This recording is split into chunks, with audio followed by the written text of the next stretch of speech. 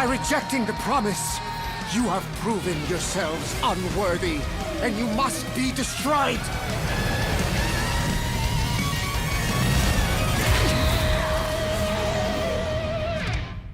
Marvel's Guardians of the Galaxy is a third-person action-adventure title from Deus Ex developer Eidos Montreal, published by Square Enix. I'll admit I was skeptical when I first heard of this game after the huge disappointment of Crystal Dynamics' Marvel's Avengers.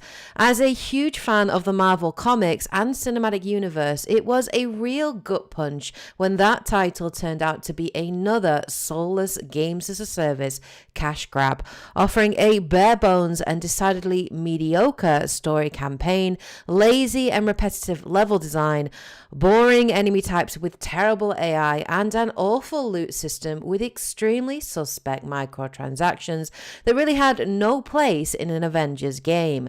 As a huge Guardians fan, I was hoping and praying that Eidos Montreal would not make the same mistakes, and I am happy to say that having completed the game after roughly 20 hours, Guardians of the Galaxy succeeds in every way that Marvel Avengers failed, and is one of the best games and biggest pleasant surprises to come out of 2021. Before we dive into the review, I want to start by giving a quick shout out and thank you to Eidos Montreal and Square Enix for providing a review copy of the game. With that done, let's jump in. Don't worry! Once the thumpers are placed, we'll meet in the middle and we'll capture the monster. Together. Very well.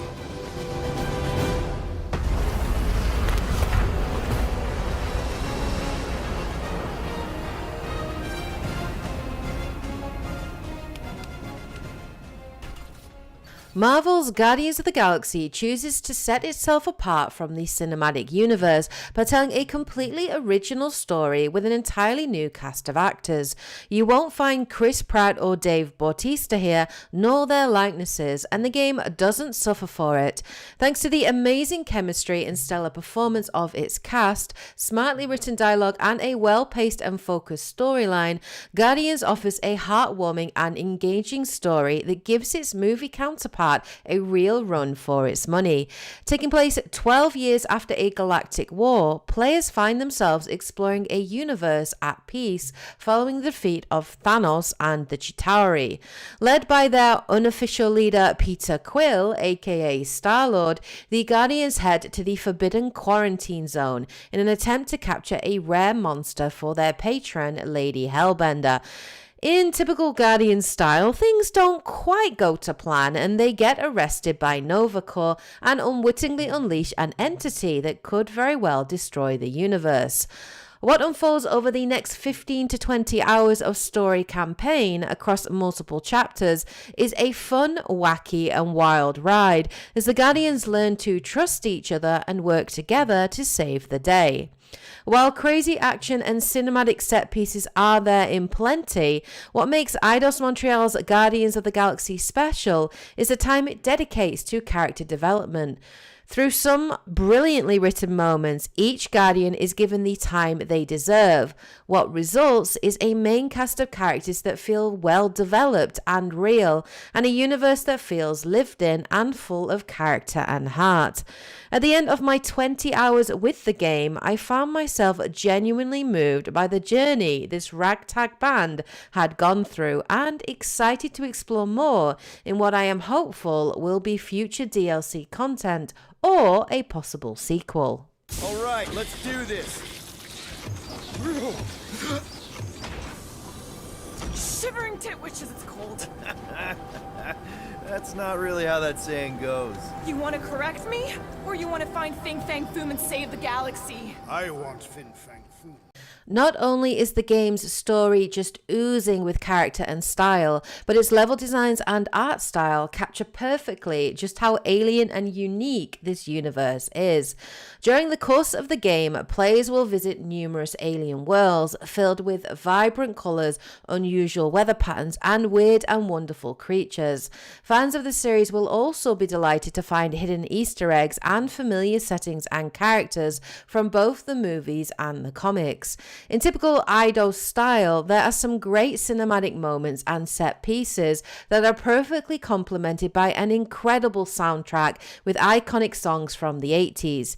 In fact, the music plays a big role, just as it does in the movie, setting the tone for an emotional scene or really getting your adrenaline pumping during a combat sequence.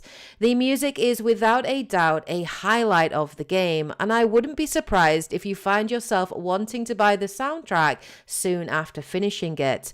In terms of level design, well, the levels are pretty linear, with players traveling from point A to point B with the occasional fight in between.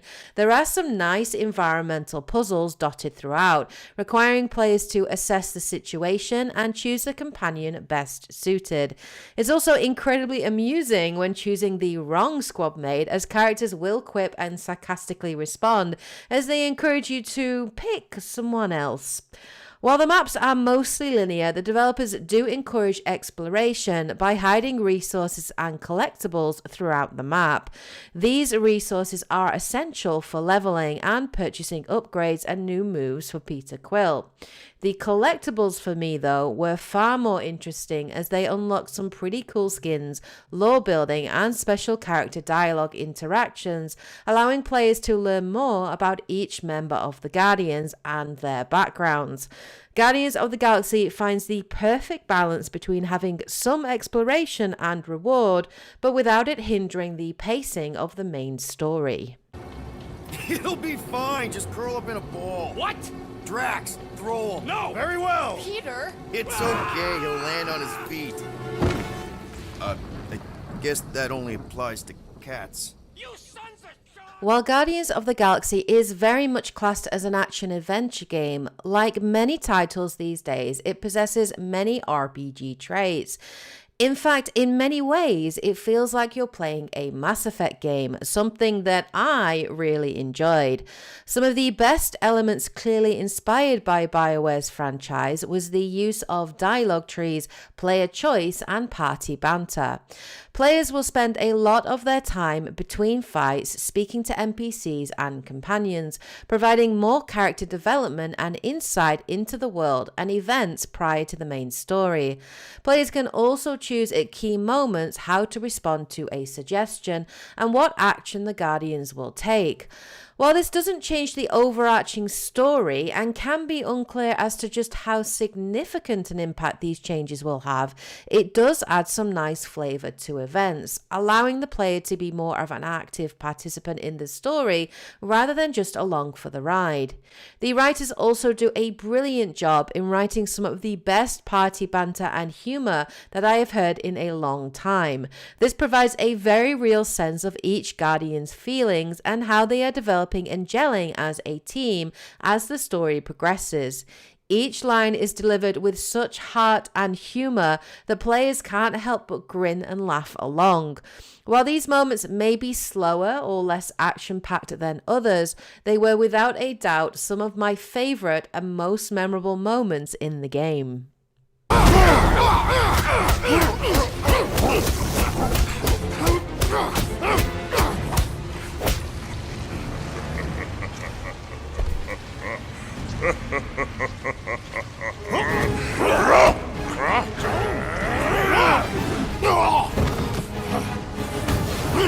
Miss us? Finally, let's look at combat and progression and how the game actually feels to play. I will admit that one of my earliest worries for Guardians was the combat, and after getting hands-on with the game and beating it, these worries have been alleviated somewhat. The combat is definitely fun and serviceable, but it does feel a little unrefined in places. Firstly, how does combat work? Players take sole control of Peter Quill, aka Star-Lord, who has access to a range of abilities. Selecting these abilities can be a little fiddly in the heat of combat, however, as players have to press the L1 or LT button, then the left stick down while choosing the corresponding button for the move you wish to pull off. It's a bit cumbersome and can result in accidentally setting off a move you didn't intend to use, made all the more frustrating by the universal cooldown applied to all special abilities. If you can pull off a move though, they are pretty sweet to use, providing a useful high damage attack or a useful defensive buff. Peter is predominantly a ranged attacker, using his signature dual-wielding pistols to shoot enemies at range. These element guns also have access to 4 possible elements: ice, lightning, wind, and plasma. These can be used to target an enemy's weakness, pull an enemy into melee range, or freeze them in place for some useful crowd control options. Thanks to his jet boots, Quill is also able to dodge incoming attacks and gain a valuable aerial advantage over his enemies by hovering above them. While not the most lethal combatant in the team, Quill's moveset and controls are probably the most relatable and easiest to use. Of course, he never enters combat alone and is always joined by his Guardian teammates, which are controlled by excellent AI during combat until players slow the action and issue commands. Those familiar with the Mass Effect series will feel right at home with this system, and for this reason, combat felt both intrinsic and familiar to me. Similar to Quill, each companion has access to 4 possible super moves, which players can activate by pressing the L1 or LT button, selecting the character, and then selecting the corresponding move. And just like with Quill, this UI feels both cumbersome and time-consuming. Some fights can become extremely frenzied and chaotic as the game throws a lot of enemies at you, and there's a lot to manage on the screen without having to dodge attacks and navigate complicated interfaces to select the move you need in a life or death situation. It would have been much better for Eidos Montreal to use a similar UI to Mass Effect for companion or move selection. For example, holding down L1 for Quill and then selecting from the 4 moves on the wheel using the right thumbstick, or pressing R1 and following the same to select a companion's ability. With more time in development and player testing, the team may well have realized and refined this system, though it's unlikely they'll improve it now. Still, if you can get used to the fiddly interface, combat can be a lot of fun, and it's very satisfying to give commands to Gamora, Rocket, Groot, or Drax and watch them pull off a sweet looking combo or interact with an environmental hazard to cause chaos on the battlefield. The final combat move that players can pull off is a team huddle, which can be activated once the team morale bar is full. This can really turn the tide of a battle. When the team is down, players can press L1 and R1 together to call a huddle. Players must then listen carefully to their companions' thoughts and concerns and choose the correct response to boost morale. Picking the best answer will award the team with a full health regen, increased defense and damage, and infinite cooldown. At the same time, Quill plays an iconic 80s hit from his Walkman. These moments are awesome and can mean the difference between a game over screen or a snatch victory. Plus, you feel pretty empowered and badass as you sing along and fight on. A final point worth mentioning with the combat is some of the epic and challenging boss fights you encounter throughout the main story. There are some interesting bosses to face, and each is well choreographed and requires some thought and planning to take down as you look for weaknesses and companion prompts and opportunities. In terms of leveling and progression, this was probably the weakest element of the game, as the combat still feels very samey, even when leveling and unlocking perks. The only real progression players will get is access to new abilities and moves for your companions or for Star-Lord as you spend XP points and resources. Sadly, while this does give you new options in combat, which is nice, you don't really feel like you're becoming more powerful or more skilled, just that you're getting better at juggling more moves and options, which still run on a universal cooldown similar to Mass Effect 2. I would have much preferred a cooldown similar to Mass Effect 3 for powers, and it would have been cool to be able to level your abilities or change the way they function or combo. Always an idea for the sequel I'm hoping for. So, to summarize, Marvel's Guardians of the Galaxy is one of the biggest surprise hits of 2021. I loved every moment of the brilliantly written main campaign and the cast of memorable characters. This was a game with a clear vision and style, made by a clearly dedicated and passionate team of writers, game designers, artists, and voice actors, culminating in a truly special experience and a must-play title for any Guardians fan. Guardians offers one of the best written stories of this year and offers fun combat that is sadly held back by a cumbersome UI and underdeveloped leveling system.